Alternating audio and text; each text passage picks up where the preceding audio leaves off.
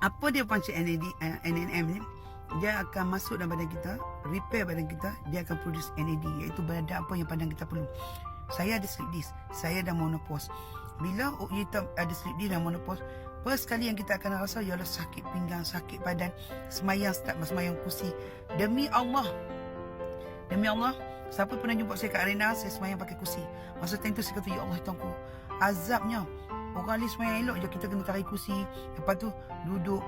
Hang rasa tua daripada umur hang. Satu. Yang kedua, hang bila nak semayang kan, hang rasa tak apa. Pasal dahi hang tak sujud ke lantai. Tapi nak buat macam mana? Kita kena redha lah. Pasal yang tu yang kita dah kata kita buat macam mana. Nak buat macam mana ada monopause. Nak buat macam mana ada sleep disc. You all ambil ni. Saya sleep disc, saya monopause. Saya amalkan yang ni tahun 2024 selepas saya rasa macam mahal sangat NAD. Okay, so saya ambil NMM.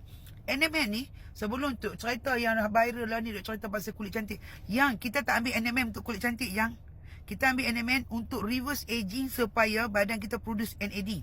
Yang mana dia bantu untuk repair bahagian yang sepatutnya repair. Contohnya, dia masuk ke badan kita, kita ada sleep disc, ada kena produce kat situ tisu apa semua, dia akan produce. So, yang ni, bila cerita pasal reverse aging, biarlah orang yang dah tua macam saya 52 tahun, cerita pasal aging.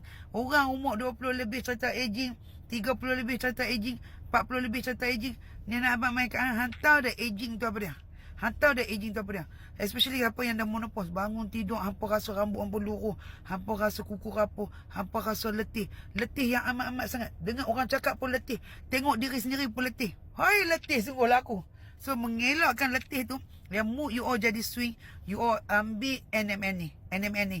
Dia reverse aging.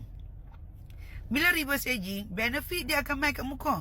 Kita tak makan NMN nak cerita untuk muka cantik, untuk muka cantik. Hang tua tak lagi. Tak, hantar nanti hantar NMN punya function macam mana. Dan NMN yang kita cerita pasal function untuk reverse aging, brand ni.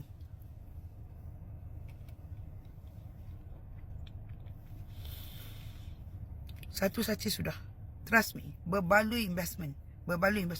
Tak usah duk cerita NMN pasal kulit cantik. No. Dia akan memang pergi kat kulit cantik. Tapi yang kita nak bila you all dah masuk 50-an atau menopause, you all nak badan you all. Badan yang kita orang utara panggil, hang panggil dia boleh tui naik, hang kenjui naik. Pasal apa?